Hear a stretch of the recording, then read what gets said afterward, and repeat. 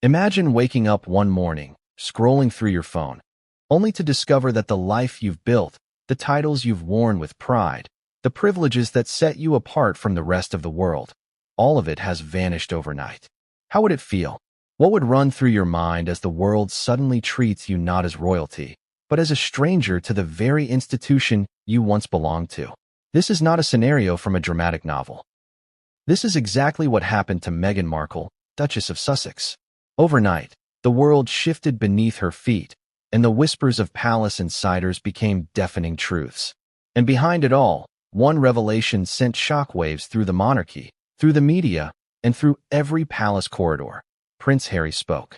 He finally said what no one dared to put into words.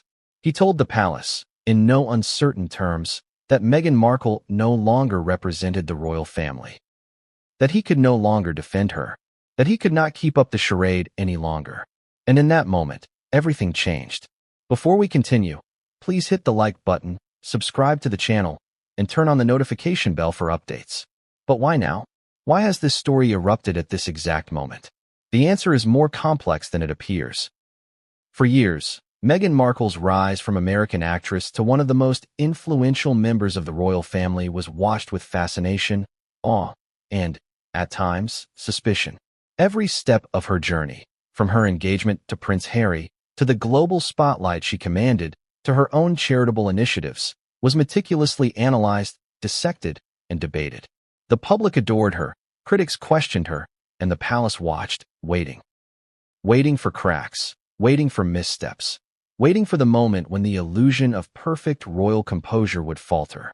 And falter it did. Behind the glittering gowns and carefully curated smiles, tensions simmered. Stories leaked from insiders painted a picture of private struggles that were vastly different from Meghan's public image. She was ambitious, yes, but in ways that some found unsettling. She was charming, but that charm, according to palace whispers, could mask a growing sense of entitlement. And Harry? He was caught in the middle. A devoted husband, fiercely loyal, but increasingly aware that his defense of Meghan came at a cost to family relationships, a cost to his own standing within the monarchy, and a cost to the very institution he had been born into. It all came to a head with a revelation so explosive that it shook the foundation of the palace. Harry's words, private yet leaked, private yet impossible to ignore, spelled out a truth that had long been feared but never openly acknowledged. "I told the palace that Meghan no longer represents us," he said. "I couldn't keep defending her." Imagine the weight of that statement.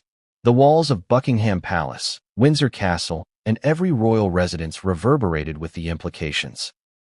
Every aide, every senior official, every member of the royal family suddenly had to confront a reality they had been avoiding. Meghan Markle, once the darling of the press and a celebrated member of the monarchy, was no longer shielded by her husband's defense. The armor protecting her from scrutiny, from backlash, from the harsh glare of royal accountability, had shattered. But let's pause for a moment. Do you see the magnitude of this? This is not a mere argument between spouses. This is the unraveling of a carefully constructed royal narrative. This is a story of influence, power, loyalty, betrayal, and consequences, all colliding in the very heart of one of the most scrutinized families in the world. And the timing could not be more dramatic. Recent events, public appearances, interviews, charitable work, and media coverage had all been leading to this crescendo. Every smile in front of the cameras, every carefully edited Instagram post, every public speech now carries new weight. Every statement made, every photo shared, is now seen through the lens of this revelation. Meghan Markle is no longer considered a representative of the monarchy by her own husband. And yet, the story is far from simple. Because while Harry's words are devastating, the implications extend far beyond a single conversation. Titles and privileges, once considered immutable markers of status, are suddenly at risk. The very structure of the monarchy, built on centuries of tradition, protocol, and ceremony, faces a new challenge. How does one reconcile personal loyalty with institutional duty? How does the royal family navigate a situation where one member's actions, or perceived actions, threaten not only public perception but internal cohesion? These questions do not have easy answers, and the answers, or the lack thereof, have set the stage for what is perhaps the most dramatic royal confrontation in recent memory. The palace had no choice. Once Harry's revelation became known, the machinery of decision-making kicked into high gear. Meetings behind closed doors, consultations with senior aides, and strategic discussions about public messaging all followed. Decisions that were once theoretical became urgent, pressing, unavoidable. And one by one, privileges began to be questioned, scrutinized, and ultimately revoked. The world would soon witness a series of events that few imagined possible. Meghan Markle stripped of her royal titles, her privileges curtailed, her identity within the family challenged in ways that reverberate far beyond the palace walls. And yet, even as we speak of titles and privileges, there is another layer to this story. A layer that involves emotional stakes, personal relationships, and the deep, sometimes painful bonds of family. Harry, torn between love for his wife and duty to his family, made a choice that no one else could have made for him.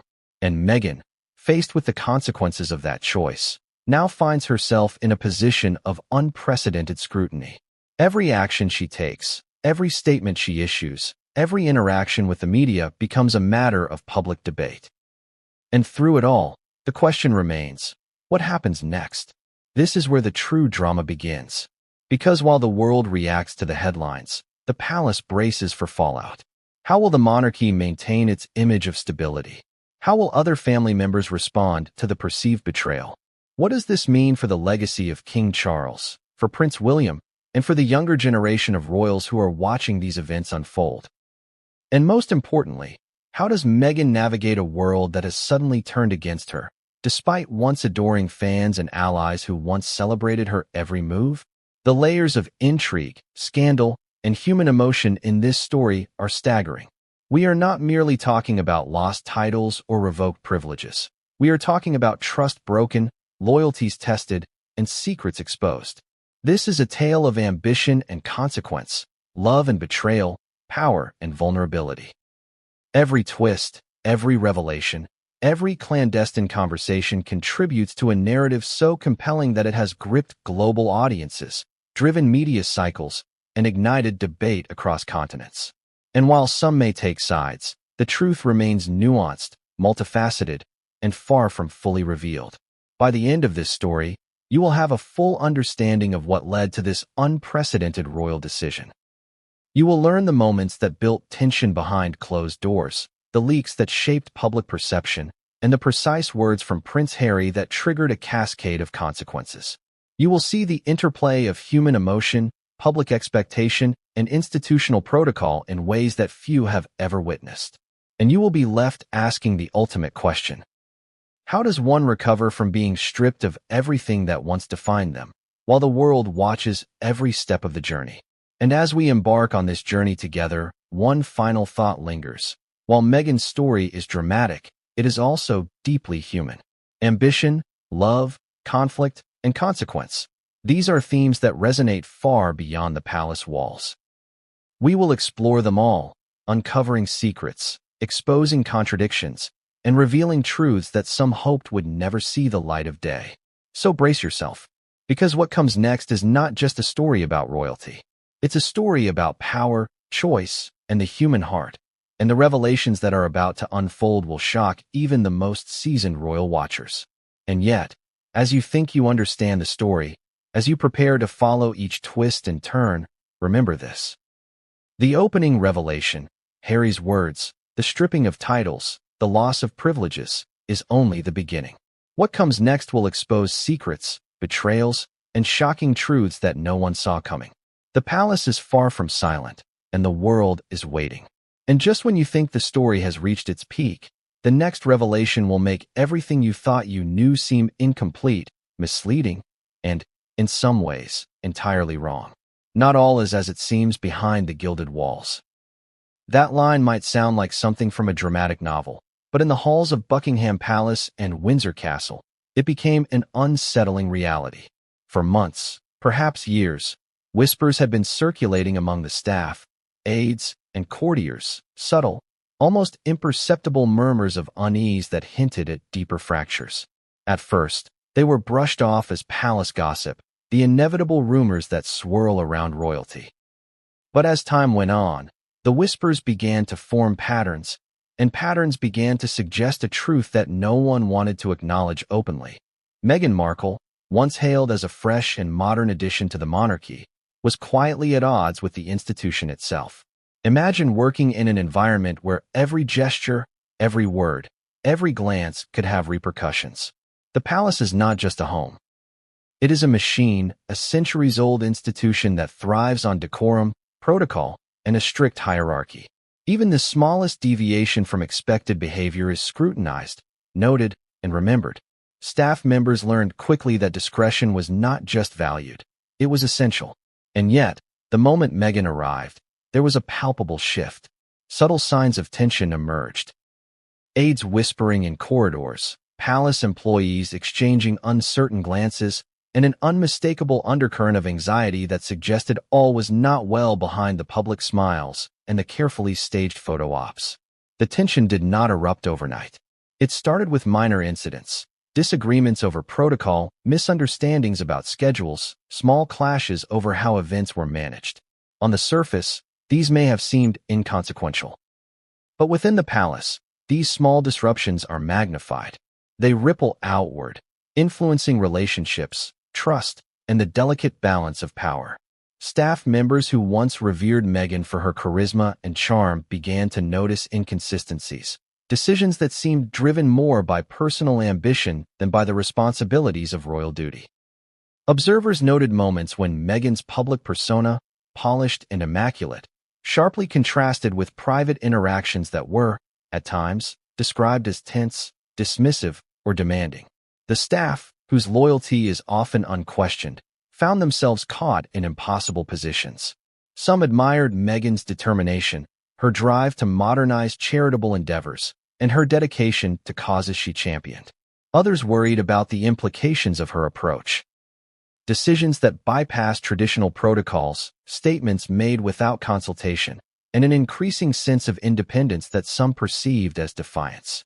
Within the palace, whispers turned into private conversations, and private conversations turned into quiet alerts to senior members of the royal household. It was subtle, never overt, but the undercurrent was unmistakable. The arrival of Meghan Markle had disrupted a finely tuned ecosystem. Even those outside the palace began to notice subtle changes. Reporters and royal commentators observed the increasingly strained appearances at public events. Meghan sometimes standing slightly apart, interactions with staff and family members that seemed less warm than before, and moments that hinted at friction behind the perfectly posed photographs. To the public, these were small, almost insignificant details. The kind of things that spark curiosity and speculation, but rarely confirm any deeper truth.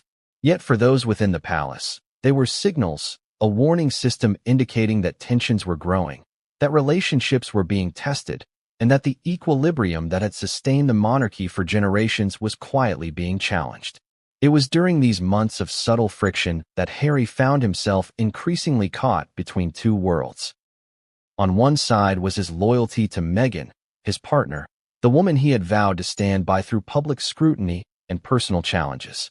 On the other side was the institution he had been born into, the royal family, the expectations of duty, and the long legacy of protocol that had guided his ancestors for centuries. For Harry, the balancing act was not just difficult, it was emotionally exhausting.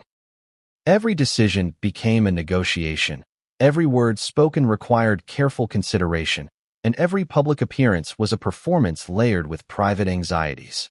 And then came the private moments, the ones that were never meant for public eyes. Staff and insiders recounted conversations where Meghan's dissatisfaction with palace norms became evident. Meetings that were meant to be collaborative sometimes turned tense. Suggestions were met with resistance, corrections with impatience.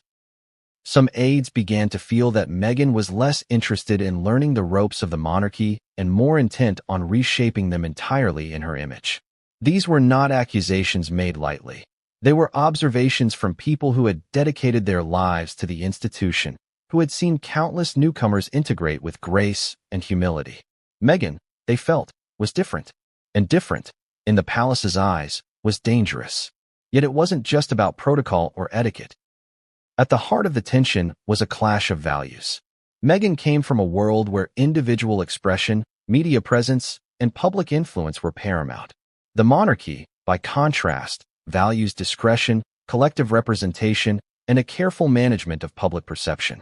The differences were stark, and over time, small conflicts compounded into larger ones. Staff members began to notice that certain instructions were ignored or circumvented, that private guidance was met with frustration rather than cooperation, and that the underlying culture of loyalty and mutual respect was being tested. The situation reached a tipping point in private meetings with senior royal aides. Concerns that had been whispered for months were documented in formal communications. Advisors, mindful of the stakes, began to prepare for the possibility of public fallout. They understood that any breach of protocol or misstep by a senior royal could have ramifications far beyond the palace walls. Every misalignment was analyzed, every discrepancy noted, and every potential consequence weighed. It was a quiet storm building beneath the surface, invisible to the public eye, but increasingly urgent behind closed doors. Amid all of this, Harry's position became untenable. Loyal to Meghan, he struggled to reconcile his private life with his public duty. Insider reports suggest that he tried repeatedly to mediate, to balance, and to defend, but over time, the task grew impossible. Each confrontation, each conflict, chipped away at his ability to maintain equilibrium. And the palace noticed. The tension was no longer contained. It had reached a point where action was inevitable. Decisions had to be made, not just about public perception, but about the very integrity of the institution. And then came the moment that would forever alter the course of events. A private conversation, reportedly tense and fraught with emotion, between Harry and senior members of the royal family, would change everything. In that conversation, Harry did something no one anticipated. He openly acknowledged the reality that had been quietly feared. He stated, with clarity and conviction, that Meghan no longer represented the monarchy in the way that was expected. That he could not continue to defend her, despite his loyalty and love. That he had reached a point where his personal feelings could no longer outweigh his responsibilities to the institution he was born into. Think about that for a moment. The prince, torn between love and duty, choosing duty. The revelation that the woman who had once been celebrated as a royal darling was, in the eyes of the palace, now a source of internal conflict. The implications were immediate and profound. Staff members who had struggled in silence were validated. The palace hierarchy could now move forward with decisions that had been simmering for months. And Meghan? She would soon face the consequences of that pivotal admission in ways that no one, not even the most loyal supporters, could have anticipated. This was not just a story of personal conflict. It was a story of power, loyalty, and the collision of two worlds. On one side, the ancient, structured institution of the monarchy, steeped in tradition and ritual. On the other, an individual who challenged norms, questioned expectations, and redefined what it meant to be a modern royal. The clash was inevitable, and the fallout would be spectacular. And as the palace prepared for the next steps, one thing was clear: the whispers were no longer whispers. They had become declarations, actions, and consequences that would be felt far beyond the gilded walls. The moment Prince Harry decided to speak was the moment everything shifted. Imagine the weight of carrying a truth that could shake an entire institution. Imagine knowing that the words you speak will reverberate through palaces, tabloids, and social media alike, and yet, you cannot remain silent. That was Harry's reality. Behind the polished smiles and orchestrated public appearances lay a storm.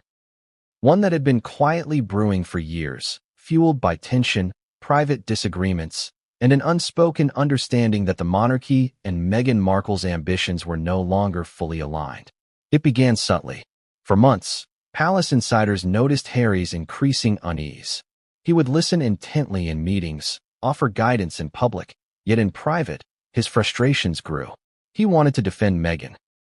After all, she was his wife, his partner, and the woman he had chosen to marry despite the scrutiny that came with it. But defending her had become increasingly difficult. Every minor disagreement in the palace, every leaked story in the press, and every subtle shift in staff behavior weighed on him. And slowly, Harry began to realize that defending Meghan might no longer be about loyalty. It might be about shielding the monarchy from potential scandal, even as he navigated his own heartbreak.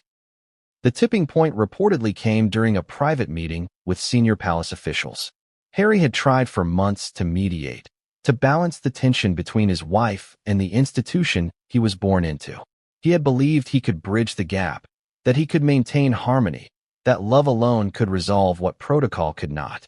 But on that fateful day, something changed. Perhaps it was a specific revelation, perhaps it was a cumulative effect of months of conflict. Either way, Harry finally reached a breaking point.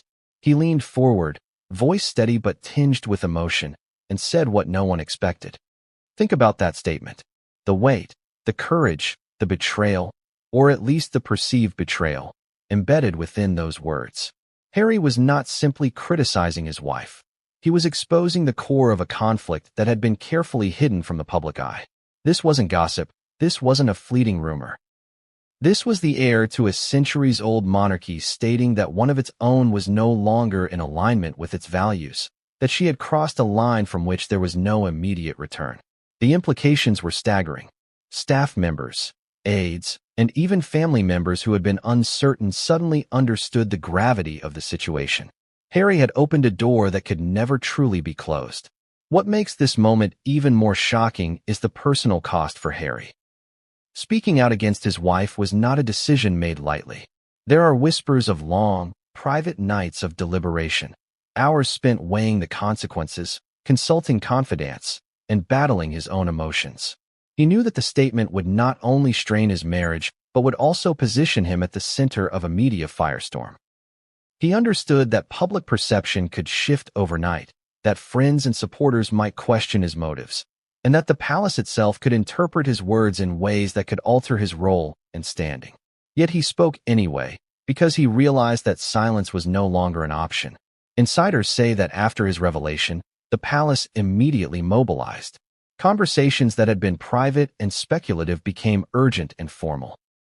Meetings were held to assess the situation, communications were drafted, and the delicate balance between private loyalty and public duty was examined with a precision that only centuries of royal tradition can produce. Every word Harry had spoken was dissected, every implication evaluated, and every potential fallout considered.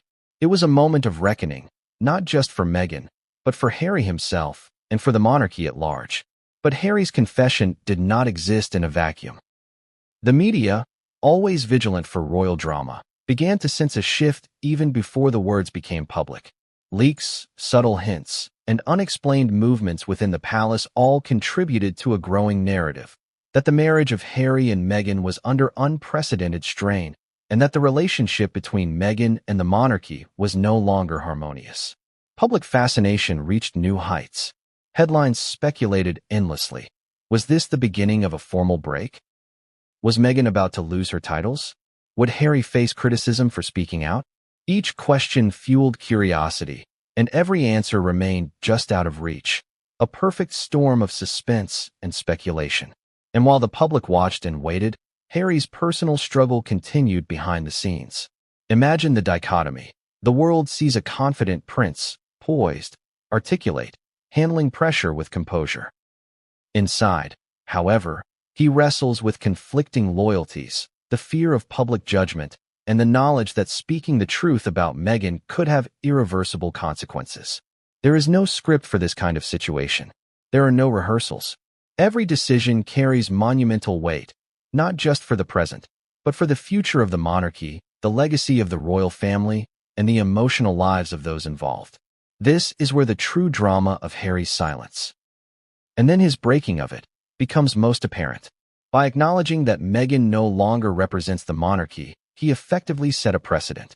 It was an admission that loyalty has limits, that love cannot always shield someone from accountability, and that even in one of the most powerful families in the world, internal conflicts cannot remain hidden forever.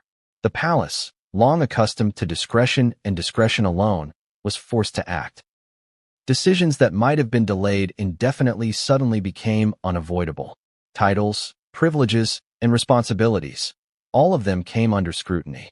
Yet Harry's revelation also sparked a unique kind of tension within the media landscape. Supporters of Meghan immediately leapt to her defense, framing Harry's words as a betrayal, an abandonment, or a public humiliation. Critics, on the other hand, saw it as a long-overdue acknowledgement of reality, a candid admission that the union between Meghan and the monarchy had been fraught from the beginning. The polarization was immediate, intense, and global. It was a textbook example of how a single confession, delivered in the right context, with the right weight, can ignite debates, drive public opinion, and shape the narrative for years to come. And then came the private repercussions. Harry reportedly faced intense questioning from senior family members and palace aides, who were concerned not only about the immediate fallout, but also about the long-term implications. How would Meghan respond? How would the public react to her subsequent actions? Could the family maintain cohesion in the wake of such a revelation? These questions drove a series of secretive meetings, strategy sessions, and contingency planning that few outside the palace would ever know about. Every word, every email, every statement was scrutinized.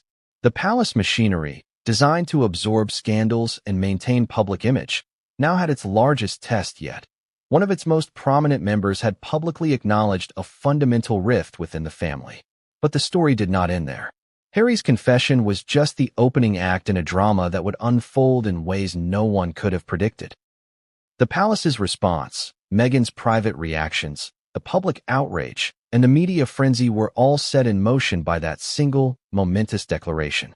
And while some may see it as a betrayal, others viewed it as an act of honesty, courage, and a necessary step toward clarity in an increasingly complicated situation. The emotional weight of Harry's silence, and then his breaking of it, cannot be overstated. Imagine the nights of sleepless worry, the constant calculations, the delicate balance of love and duty, loyalty and truth. He had to navigate a world where every action would be dissected, every motive questioned, and every relationship scrutinized. And yet, despite the personal cost, he chose to speak. He chose transparency over concealment, honesty over convenience, and reality over illusion. And this was only the beginning. Because the moment Harry broke his silence, the palace had to act. Decisions about Meghan's titles, privileges, and role in the monarchy, which had been in flux for months, were suddenly urgent. A domino effect began, one that would alter the public perception of the royal family, challenge long-held protocols, and leave Meghan Markle facing consequences that few outside her inner circle could have anticipated. And while the world debated, Harry was already preparing for the next phase. Navigating the emotional fallout, managing relationships within the family, and facing a global audience that had suddenly become hyper-aware of every detail of his marriage. It was a precarious position, one that required careful consideration, strategic thinking, and an unflinching acknowledgement of the truth, even when that truth caused pain to those he loved most. But what Harry revealed next would leave everyone stunned. The consequences of that single statement were far greater than anyone had anticipated. The palace was no longer waiting. Action was inevitable. And what happened in the hours and days following his confession would set the stage for one of the most shocking royal reckonings in modern history. She smiled for the cameras, charmed the press, and captivated audiences around the world. Meghan Markle, Duchess of Sussex, had mastered the art of public perception. Every public appearance, every carefully curated photograph, every speech or statement was meticulously designed to convey confidence, warmth, and modernity. Yet behind that polished exterior, whispers suggested a very different reality. What the public saw, the poised, elegant, media-savvy Duchess, was only part of the story. Behind closed doors, Meghan's private actions and interactions were causing tension, unease, and, ultimately, contributing to the seismic events that would strip her of her royal titles and privileges. The dichotomy between public persona and private behavior is not unique to Meghan Markle. It is a phenomenon observed in many high-profile figures. But in her case, the contrast was particularly pronounced. To the world, she embodied a new era of royal sophistication. A champion of social causes, a supporter of mental health initiatives, a bridge between the monarchy and a modern, global audience. Her Instagram posts were analyzed for meaning, her interviews dissected for subtext, and her charitable activities celebrated as evidence of her commitment to positive change. Yet palace insiders reported that behind the scenes, the narrative was far more complex. Staff members who worked closely with Meghan described a woman who was highly intelligent, ambitious, and driven, qualities that are admirable in many contexts but could also clash with the rigid structures and protocols of the British monarchy. Tasks that were straightforward in theory sometimes became complicated in execution. Guidance offered by aides and senior staff was, according to whispers, occasionally met with resistance or frustration. Requests for adjustments in schedules, events, or communications were sometimes delayed, ignored, or renegotiated according to her priorities. These actions, while subtle, created ripples of tension that spread across the palace staff. One insider noted that Meghan's approach to public engagements often reflected a desire for control and autonomy. While royal protocol is designed to create harmony and consistency, Meghan's actions sometimes appeared to prioritize personal preference over institutional norms. In meetings, her ideas were often ambitious and forward-thinking, pushing boundaries that the monarchy had not explored before. While innovation can be a strength, within the palace context it was sometimes perceived as overreach. Staff and advisors found themselves caught between respecting her vision and maintaining the traditional framework that defines royal conduct. Contrast this with her public persona, the smiling, empathetic duchess who appeared to glide seamlessly through every royal event. The media captured images of her attending ceremonies, greeting dignitaries, and engaging with charitable causes. All carefully framed, polished, and presented to the world as evidence of a harmonious integration into the royal family. Meghan's ability to control her public narrative was remarkable. She was articulate, confident, and media-savvy, ensuring that every appearance contributed to a carefully constructed image. The public rarely saw the moments of tension, the whispered disagreements, or the behind-the-scenes frustrations. But those moments existed. Sources suggest that private interactions often diverged sharply from public appearances.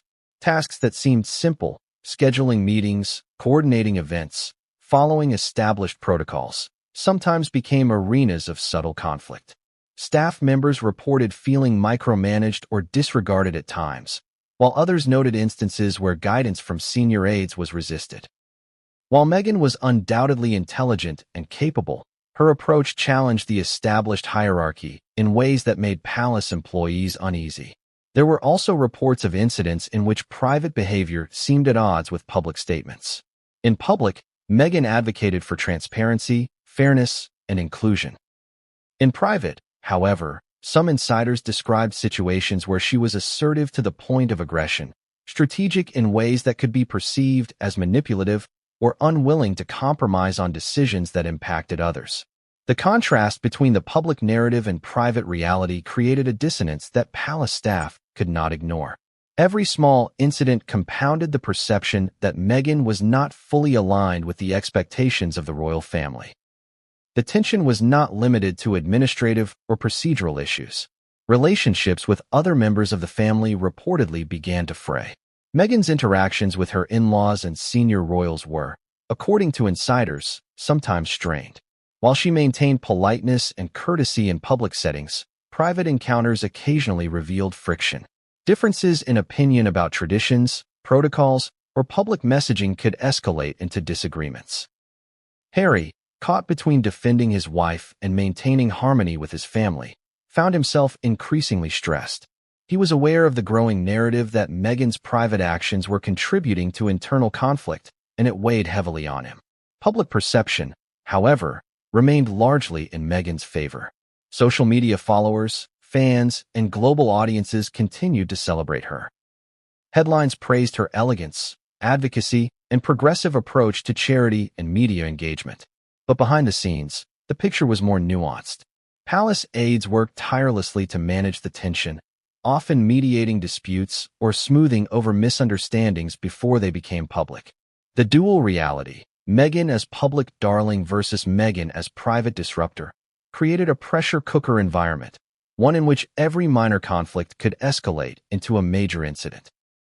Some of the most revealing insights came from former staff who spoke anonymously to the media. They described situations in which Meghan's expectations of loyalty, discretion, and responsiveness were extremely high, sometimes exceeding what the palace was accustomed to.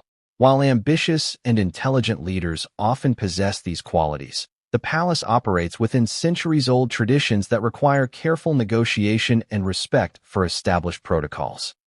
The clash between Meghan's modern approach and the monarchy's traditional structure became a persistent source of friction, ultimately setting the stage for the dramatic revelations that would follow. Meanwhile, Harry's role was increasingly complex. He loved his wife and admired her drive, but he could not ignore the growing concern within the palace. Reports indicate that he became aware of staff apprehensions, internal debates among senior officials, and the potential reputational risk posed by Meghan's actions. Balancing loyalty to Meghan with duty to the monarchy required extraordinary tact, and yet, the tension between these two responsibilities was mounting. Harry's private struggle, defending his wife while confronting the implications of her behavior, became a defining element of the unfolding drama. And then there were the external pressures. Media scrutiny, public speculation, and constant attention from commentators amplified every minor misstep. Headlines would frequently highlight perceived conflicts or suggest discord, while social media platforms became arenas for debate, judgment, and conspiracy theories. Meghan's public persona allowed her to navigate these challenges effectively, projecting calm and poise. But the divergence between perception and reality meant that the palace had to contend with internal friction while also managing external narratives, a dual challenge that escalated the urgency of any corrective action. The critical point, as insiders suggest, was not simply that Meghan's private actions occasionally clashed with expectations. The tipping point occurred when these actions began to influence broader decisions, staff morale, and even Harry's capacity to maintain equilibrium within the family. As each day passed, the cumulative effect of private tensions, protocol deviations, and interpersonal conflicts became impossible to ignore. The whispers that had started months, even years earlier, were no longer subtle. They had evolved into a narrative of misalignment, friction, and ultimately, consequence. The stage was now set for the pivotal moments that would define Meghan's future. The palace could no longer rely on appearances alone. The divergence between public image and private behavior had reached a magnitude that demanded action. And for Harry, the realization that defending Meghan could no longer protect both her and the institution became an unavoidable truth. Every choice, every statement, every meeting carried the potential to either mitigate or exacerbate the unfolding crisis. The tension between Meghan's public persona and private actions also fueled speculation in the media. Reporters dissected every photo, analyzed every public statement, and scrutinized every charitable initiative for signs of discord. While Meghan's public image remained strong, insiders knew the truth. The carefully constructed public narrative was only one layer of a much more complex reality. The palace, aware of this, prepared for what they anticipated would be a period of unprecedented challenge. And yet, despite the pressure, the story was far from over. The public saw a confident, elegant, and polished figure, while the palace navigated private conflicts that would ultimately culminate in decisions no one could have predicted. Meghan's private actions, once subtle and quietly tolerated, had reached a tipping point.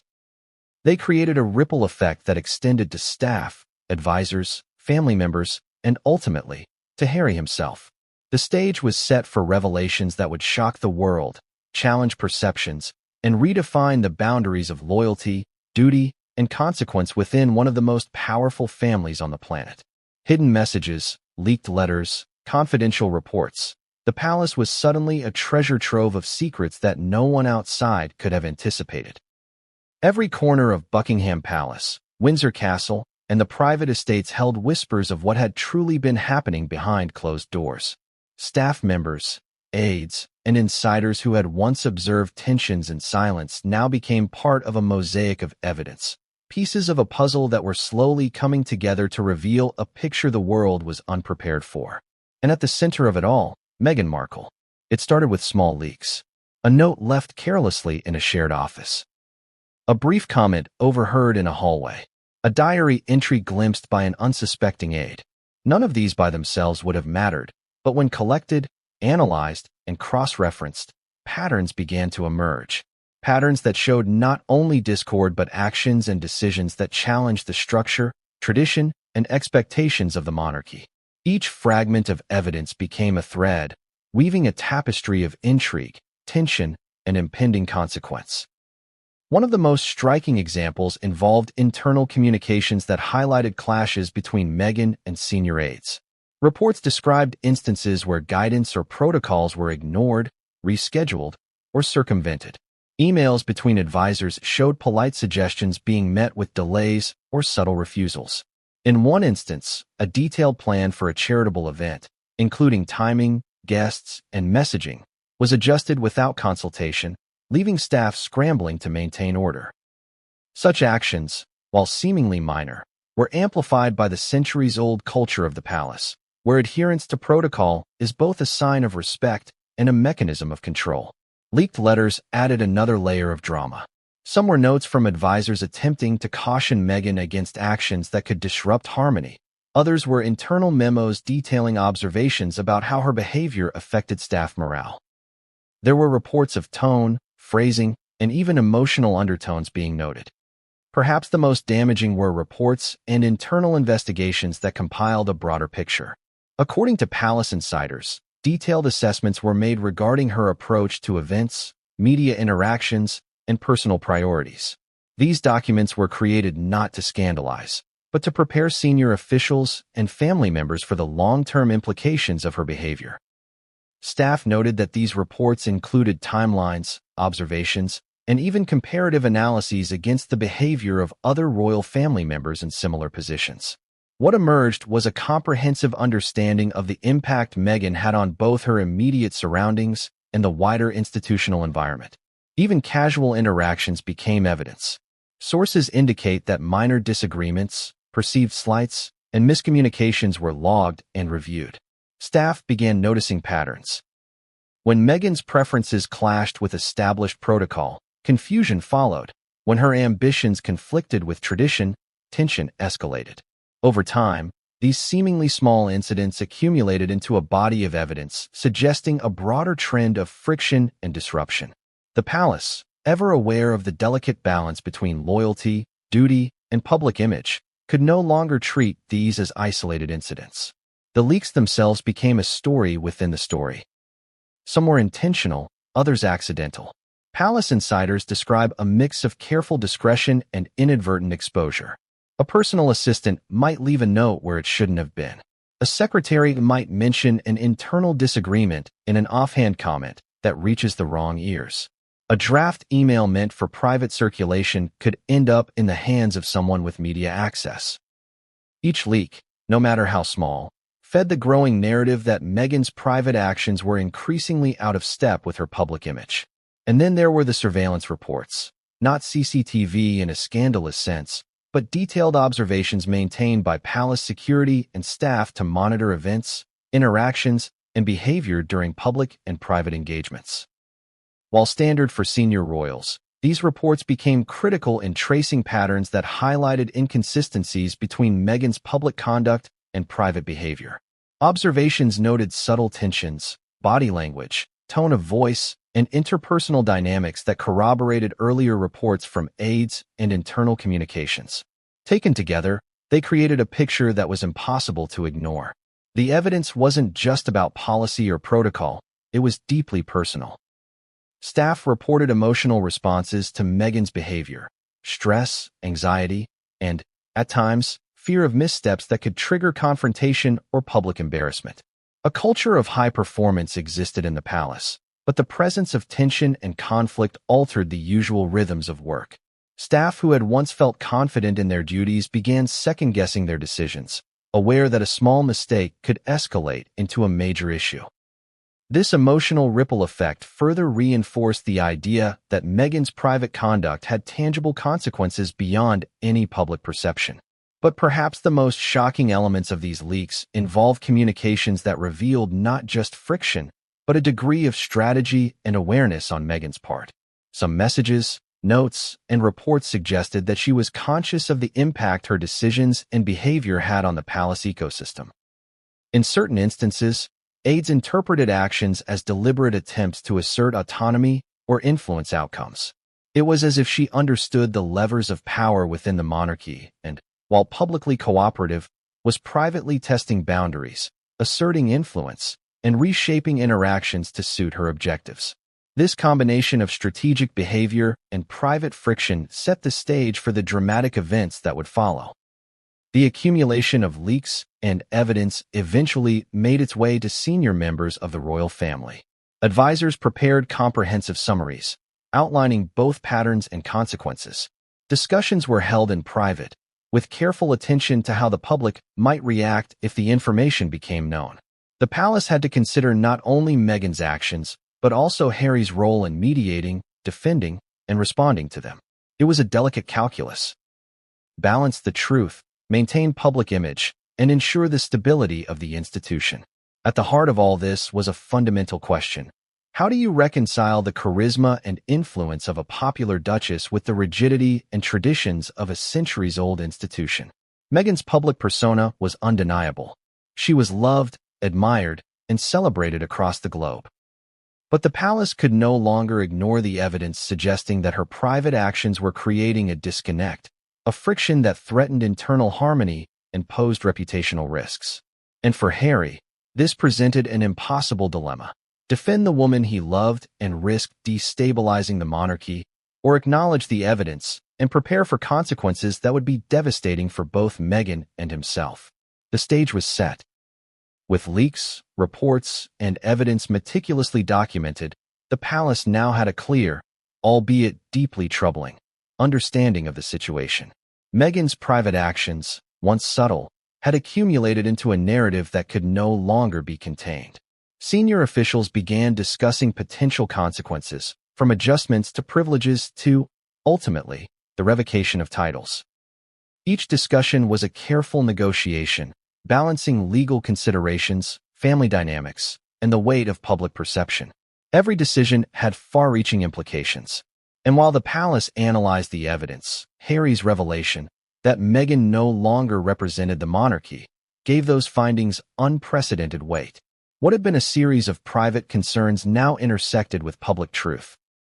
The combination of leaks, internal documentation, and Harry's confession created a situation where inaction was no longer possible. The palace was facing a crisis, one that required bold decisions and careful management of fallout. But even with all this evidence, one detail remained elusive: the extent to which Meghan herself anticipated these consequences. Was she aware of the growing tension? Did she understand how her private actions were perceived by staff, family, and advisors? Or did she genuinely believe that her public image would shield her from scrutiny, that charisma and influence could outweigh friction behind closed doors?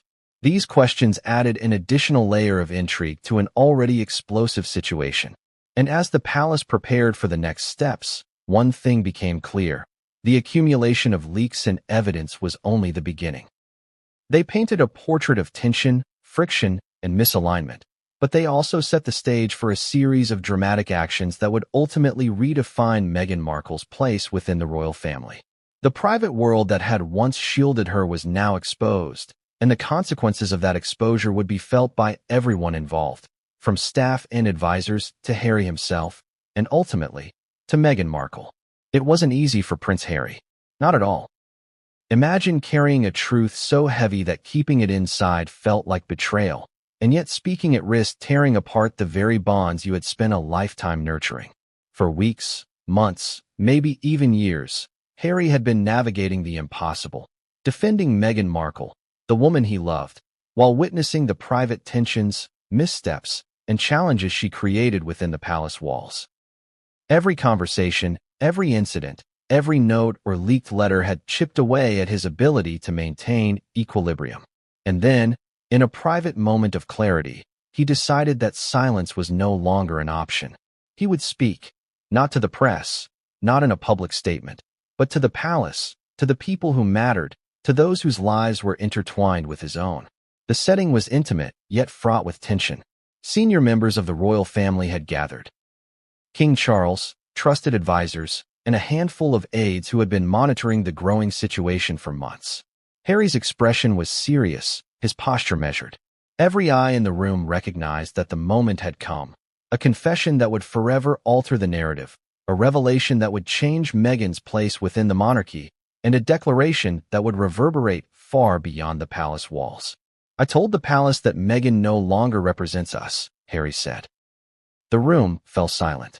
Every heart seemed to skip a beat. Every mind raced to process the implications of those words. For a moment, it was as if time had slowed, a pause that allowed the weight of the statement to sink in. Harry continued, voice steady but tinged with emotion. "I couldn't keep defending her. I couldn't keep pretending that everything was fine when it wasn't. The truth is, she has created tensions that I cannot ignore, and I cannot shield the family from them any longer." Think about the enormity of that confession. Harry was not making a casual observation. He was acknowledging a fundamental fracture. He was admitting, in the most official way possible, that Meghan's private actions and choices were no longer aligned with the expectations, traditions, and responsibilities of the royal family. It was a declaration that the palace could no longer ignore, a recognition that the charming, media-savvy public persona did not fully reflect the private reality. Palace aides later described the atmosphere as electric. Every whisper that had circulated for months suddenly gained legitimacy. Every note, every leaked memo, every small incident that had hinted at tension now became part of a confirmed narrative. Harry's words were not just a reflection of personal frustration. They were a validation of the concerns that had been quietly building among staff and advisors. The weight of the confession forced the palace to confront what many had long feared but had been unwilling to articulate. And yet, the confession carried profound personal risk. Harry knew the potential fallout: public scrutiny, media frenzy, and the inevitable polarization of supporters and critics. Speaking out about one's spouse is a delicate matter under any circumstances, but doing so within a monarchy that thrives on discretion, unity, and public image magnified the stakes exponentially. Harry had to weigh loyalty against responsibility, love against duty, and privacy against truth. In that room, he made his choice, knowing full well that the consequences would be unavoidable. The immediate response was a mix of shock, acknowledgement, and strategic assessment. King Charles, experienced in navigating the complexities of family and monarchy, reportedly listened intently, asking clarifying questions, probing for context, and understanding the full scope of the tensions Harry described. Senior aides took careful notes, knowing that this confession was the catalyst for a series of decisions that would shape the future of the royal family and Meghan Markle's role within it.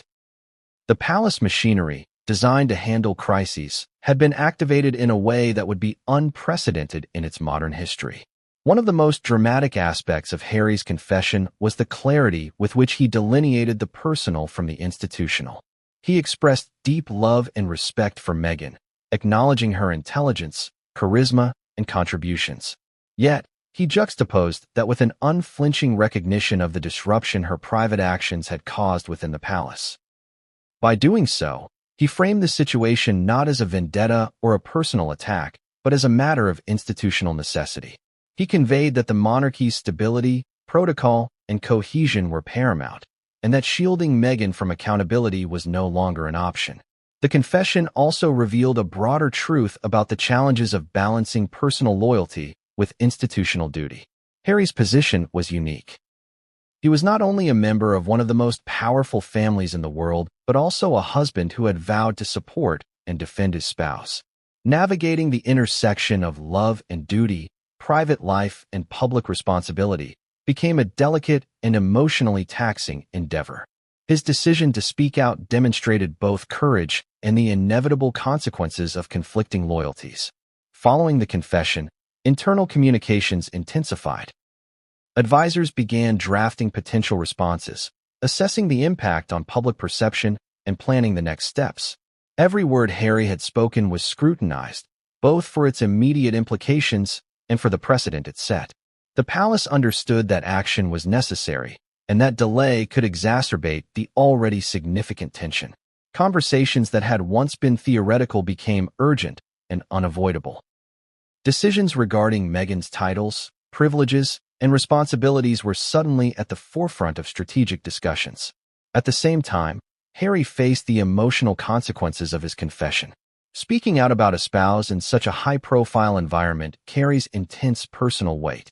He reportedly experienced guilt, fear, and a profound sense of loss even as he recognized the necessity of his actions. The dichotomy was stark. Defending Meghan could no longer protect the monarchy, yet acknowledging the truth exposed both him and her to public scrutiny.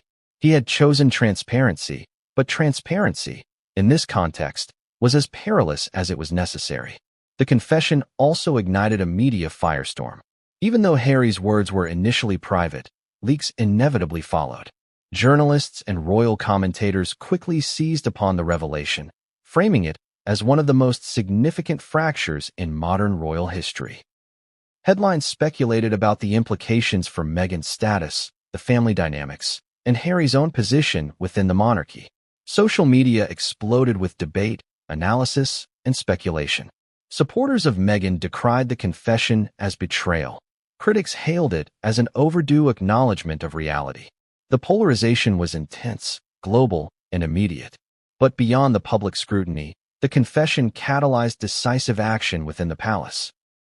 Senior officials, aware that the delicate balance between tradition, protocol, and personal loyalty had been disrupted, began implementing measures that would ultimately strip Meghan of her royal titles and privileges.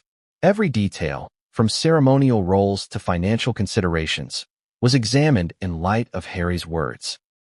The palace machinery moved swiftly, ensuring that when the news became public, it would be framed as a necessary and measured response rather than a reaction driven by emotion or scandal.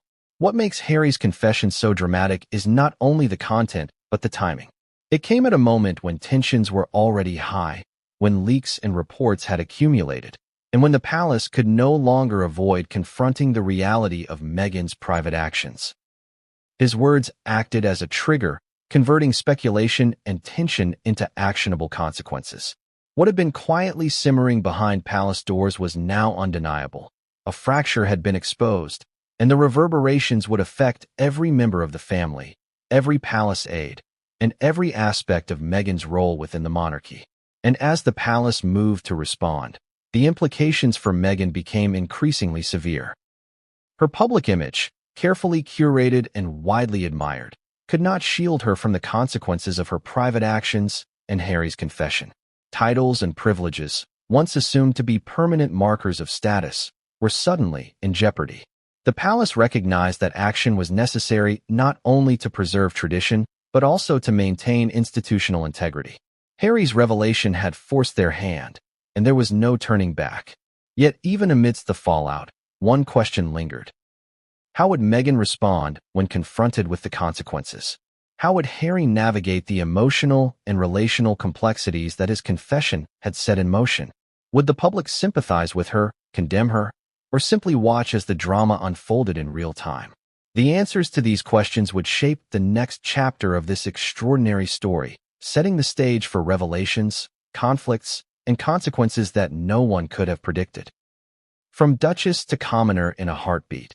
It's a phrase that sounds almost cinematic, yet for Meghan Markle, it became a stark reality. The moment Harry's confession echoed through the palace, a chain reaction was triggered. The monarchy, meticulous and deliberate in its actions, now had to confront a delicate but unavoidable truth. Meghan's position, her titles, and her privileges were no longer compatible with the institution's expectations. What followed was a process that had been quietly brewing for months. One that would strip Meghan of honors, diminish her royal presence, and leave her navigating a world she once commanded with poise. The decision-making process was intense and thorough. The monarchy, bound by centuries of protocol, could not simply act on impulse. Every title, every privilege, every ceremonial role had legal, symbolic, and public ramifications. Advisors and senior royals convened in secure chambers, poring over documents, memos, and internal reports.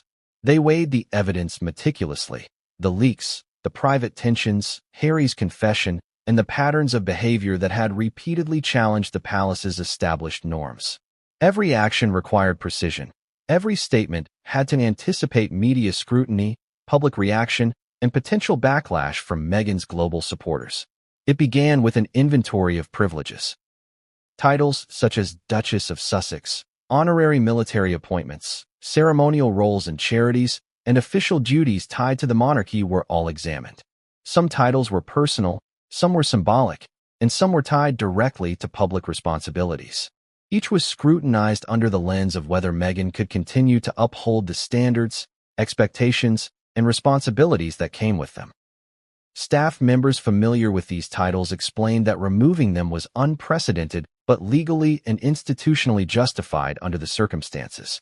The palace knew that careful phrasing and timing were critical to minimize chaos and maintain stability. One by one, privileges were reconsidered. Some were suspended temporarily, others revoked outright. The decision was strategic. The palace wanted to assert control and preserve tradition without igniting a public relations disaster. A careful balance was sought, strong enough to signal the seriousness of Meghan's misalignment with royal duties, yet measured enough to avoid public sympathy that could complicate the monarchy's position. Consultants, legal advisors, and communications specialists worked around the clock, drafting official language, briefing statements, and contingency plans for every possible scenario. The revocation of her titles was a calculated and emotionally charged moment. From an external perspective, it appeared as a public act of administrative necessity. But inside, it was deeply personal. Each title represented not just status, but a connection to centuries of family tradition, a network of responsibilities, and a public identity carefully cultivated over time. Stripping them away sent a clear, unmistakable message. Meghan's private actions and behavior had consequences.